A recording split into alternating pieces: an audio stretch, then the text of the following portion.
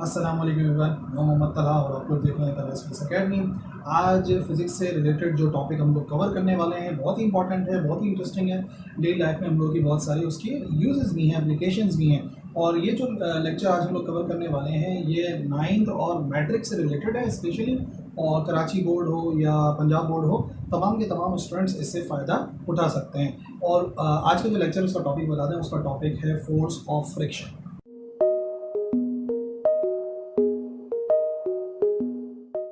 तो आज के इस लेक्चर के अंदर फोर्स ऑफ फ्रिक्शन के बारे में हम लोग क्या क्या स्टडी करने वाले हैं, पहले मैं आपको ये बता दूं। देखो, सबसे पहले हम जानेंगे फोर्स ऑफ फ्रिक्शन क्या है, फोर्स ऑफ फ्रिक्शन क्यों पाई जाती है, और फिर इसी के साथ साथ हम लोग डिस्कस करेंगे डिफरेंट टाइप्स ऑफ फ्रिक्शन, और in the end advantages disadvantages of friction को स्टडी करेंगे।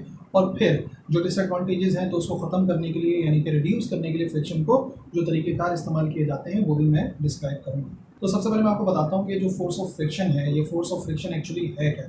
देखो, ये जो फोर्स ऑफ फ्रिक्शन है दरअसल ये पाई जाती है दो सरफेसेस के दरमियान में, ठीक है ना। और इसका काम क्या है, इसका काम है to oppose the motion of a body over another surface. यानी कि आप ये समझ लो कि जब कोई बॉडी किसी सरफेस के ऊपर मूव करने की कोशिश करती है तो उन दोनों की सरफेसेस के दरमियान में ये फोर्स पाई जाती है। और इस फोर्स का काम क्या है, इस फोर्स का काम है टू अपोज द मोशन, यानी कि वो जो मोशन हो रही है, वो जो मूवमेंट हो रही है, उसको उसकी मुखालफत करना, उसको किसी तरीके से रोकने की कोशिश करना या रोक भी पाना, वो डिपेंड करता है फ्रिक्शन कितनी है। तो मेन बात ये है जो आप लोगों ने समझनी है कि जो फोर्स ऑफ फ्रिक्शन है दो सरफेसेस के दरमियान में पाई जाती है, कॉन्टैक्ट की वजह से पाई जाती है। और दूसरी बात यह है कि इसका काम क्या है, इसका काम है to oppose the motion of that body over that surface. किसी भी सरफेस के ऊपर अगर वो मूव करने की कोशिश करती है, चाहे वो स्लाइडिंग में हो, चाहे वो रोलिंग में हो, हर सूरत में आप इसको याद रखें कि बस फोर्स ऑफ फ्रिक्शन का काम है टू अपोज द मोशन, जिसकी एग्जांपल्स के अंदर बहुत सारी हैं। फॉर एग्जांपल, अगर हम कार का ब्रेक अप्लाई करते हैं, जब हम कार का ब्रेक अप्लाई करते हैं तो वो कार क्यों रुकती है, तो वो कार रुकती है टायर और रोड के दरमियान में पाई जाने वाली फोर्स ऑफ फ्रिक्शन की वजह से।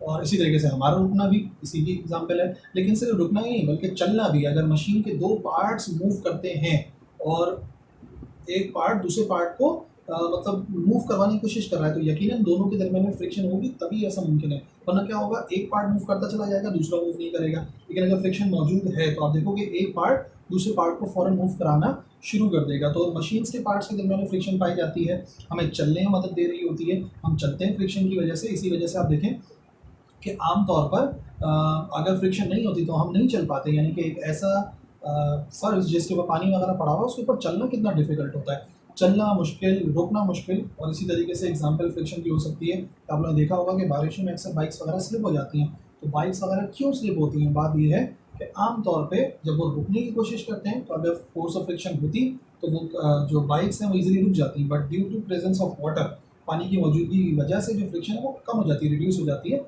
तो इस वजह से वो जो मोटरसाइकिल्स हैं या कार्स हैं उनका रुकना डिफिकल्ट हो जाता है। तो ये सब हमारे इर्द गिर्द की एग्जाम्पल्स हैं जो कि फ्रिक्शन की हम ऑब्जर्व कर सकते हैं। नाउ अब एक बहुत ही बड़ा सवाल, वो सवाल ये है कि जो फोर्स ऑफ फ्रिक्शन है ये पाई क्यों जाती है, मतलब ऐसा क्या है सरफेसेस के दरमियान में जिसकी वजह से कोई फोर्स पैदा होती है और वो रोकती है motion of surface over another. तो याद रखिए, मैं आपको इसको एक्सप्लेन कर देता हूँ। फॉर एग्जाम्पल, अगर कोई बॉडी में बिल्कुल स्मूथ भी नज़र आ रही होती है ना, तो माइक्रोस्कोपिकली वो स्मूथ नहीं होती।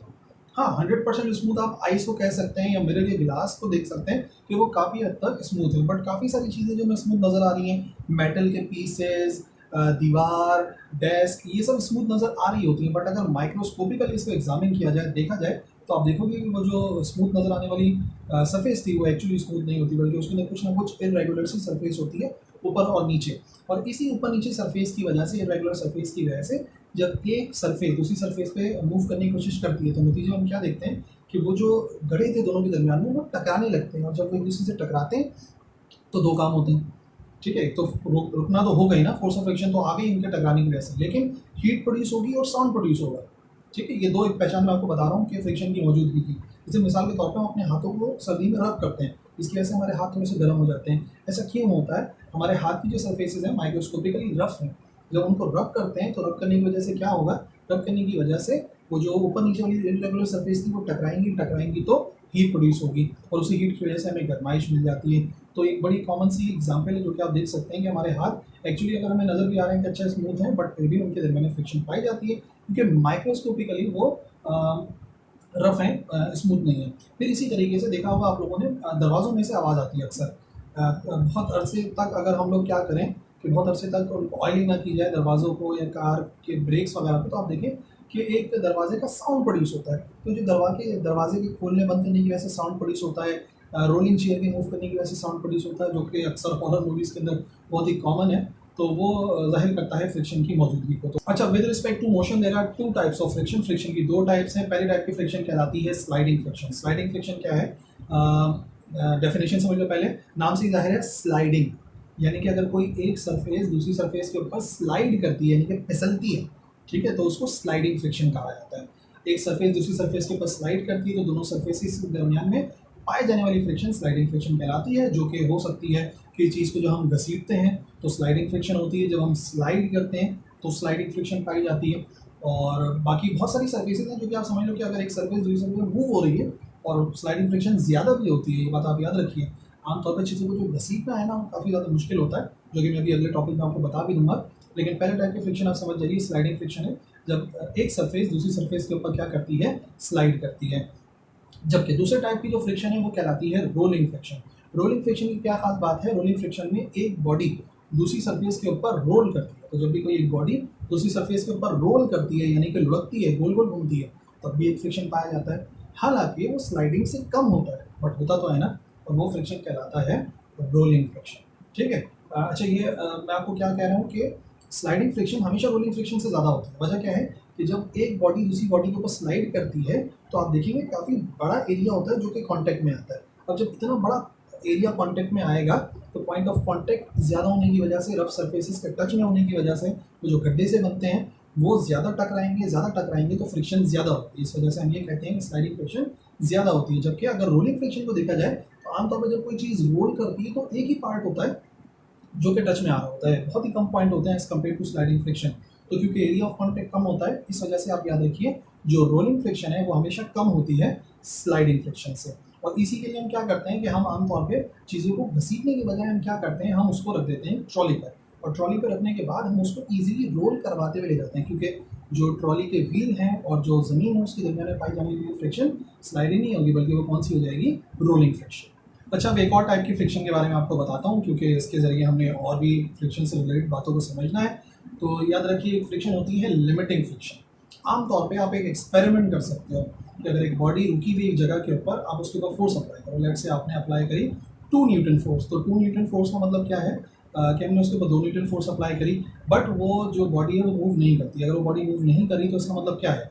इसका मतलब ये है कि अपोजिट डायरेक्शन में अगर मैं इस तरफ खींच रहा हूँ तो अपोजिट डायरेक्शन के अंदर 2 न्यूटन की फोर्स ही अप्लाई हो रही है उसको रोकने के लिए।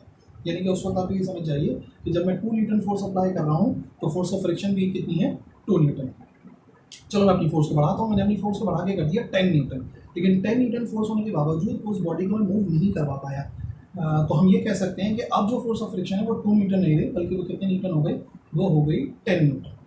फ्रिक्शन बढ़ गई। जी हाँ, फ्रिक्शन जो है ना सेल्फ एडजस्टिंग फोर्स है, अपने आप को एडजस्ट करती है। हम अपनी फोर्स को बढ़ाते रहते हैं, फ्रिक्शन बढ़ती रहती है, और जब कम फोर्स होती है तो फ्रिक्शन अपने आप को एडजस्ट करके कमी रखती है कि भाई इतना ही काफ़ी है, हम रोक सकते हैं। तो अभी क्या है कि जब मैं अपनी फोर्स को बढ़ा रहा हूँ फ्रिक्शन बढ़ रही है, फोर्स को बढ़ा रहा हूँ फ्रिक्शन बढ़ रही है। लेकिन हाँ, एक पॉइंट ऐसा आता है कि उस पॉइंट पर आने के बाद हम ये देखते हैं कि जो बॉडी है वो मूव होना शुरू हो जाती है। तो अगर कोई बॉडी मूव होना शुरू हो जाती है तो वो इस बात को जाहिर कर रही है कि भाई अब जो फ्रिक्शन है वो बढ़ नहीं रही है, बल्कि फ्रिक्शन अप्लाइड फोर्स से कम हो गई है। तो याद रखो, जो मैक्सिमम अमाउंट ऑफ फ्रिक्शन होता है जो कि किसी बॉडी की मोशन को रोकता है, ठीक है, the maximum amount of friction which just stops the body, जो कि बिल्कुल बॉडी को रोकता है, यानी कि उससे ज़्यादा फ्रिक्शन नहीं हो सकती, तो उस फ्रिक्शन को कहते हैं लिमिटिंग फ्रिक्शन। यानी समझ लो वहाँ पर हमारी जो फ्रिक्शन है उसकी लिमिट आ गई है। ठीक है। और वैसे भी हम लोग जो स्टडी करते हैं वो हम लिमिटिंग फ्रिक्शन को ही करते हैं, मैक्सिमम फ्रिक्शन की बात करेंगे, कम वाली फ्रिक्शन को हम डिस्कस नहीं करते। अब यहाँ पे ना एक और बड़ा इंपॉर्टेंट फैक्टर आ गया है कि भाई कभी किसी सरफेस में फ्रिक्शन ज़्यादा होती है, कभी किसी सरफेस में फ्रिक्शन कम होती है। तो जो फ्रिक्शन का ज़्यादा होना है या जो फ्रिक्शन का कम होना है, ये एक्चुअली डिपेंड किस चीज़ पर करता है। तो याद रखो, वो कहलाता है किसी भी बॉडी में जो सरफेस में जो फ्रिक्शन पाई जा रही है, सरफेसिस के दरमियान में जो फ्रिक्शन पाई जा रही है वो एक फैक्टर पर डिपेंड करती है, और वो कहलाती है कोफिशिएंट ऑफ फ्रिक्शन। और किस तरीके से कोफिशिएंट ऑफ फ्रिक्शन को हम डिफाइन करते हैं, तो याद रखो, coefficient of friction is the ratio between, ये रेशो है यानी कि दो चीज़ों को डिवाइड करने से हासिल होता है, और वो क्या है, वो है limiting friction to the normal reaction. यानी कि लिमिटिंग फ्रिक्शन को अगर मैं उस सरफेस के नॉर्मल रिएक्शन से डिवाइड करा दूं तो जो आंसर आता है वो आंसर कहलाता है कोफिशिएंट ऑफ फ्रिक्शन। अब सबसे इंपॉर्टेंट बात आपको ये पता होनी चाहिए कि यहाँ पे नॉर्मल फोर्स से क्या मुराद है, नॉर्मल रिएक्शन से क्या मुराद है। तो देखो, अगर मैं सरफेस के ऊपर एक सरफेस को रखता हूँ, ठीक है, तो जितना एरिया ऑफ कांटेक्ट आ रहा है ना, जितना भी हिस्सा नज़र आ रहा है जो कि इसके ऊपर है, ये एक्चुअली जाहिर कर रहा है कि कितना नॉर्मल रिएक्शन इसको अप्लाई करना पड़ेगा ऊपर की तरफ। समझ मेरी बात? यानी कि जितना ही बॉडी का वेट होगा जो कि सरफेस के ऊपर आ रहा है, तो इसको रोके रखने के लिए इसको एक नॉर्मल यानी कि 90 डिग्री पर ऊपर की तरफ एक फोर्स अप्लाई करनी पड़ेगी, और वो जो फोर्स अप्लाई करेगा उसको कहते हैं नॉर्मल रिएक्शन।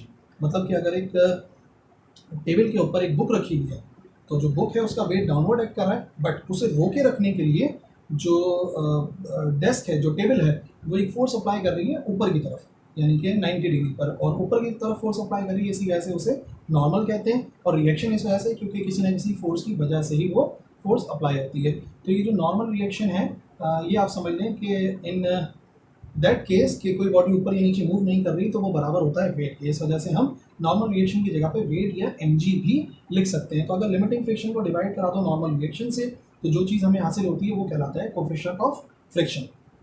और क्योंकि कोफिशिएंट ऑफ फ्रिक्शन रेशो है दो ऐसी क्वांटिटीज़ के दरमियान में जो कि सेम है, एक जैसी हैं, यानी कि जैसी फ्रिक्शन है वैसी रिएक्शन है, दोनों की दोनों फोर्सेज हैं।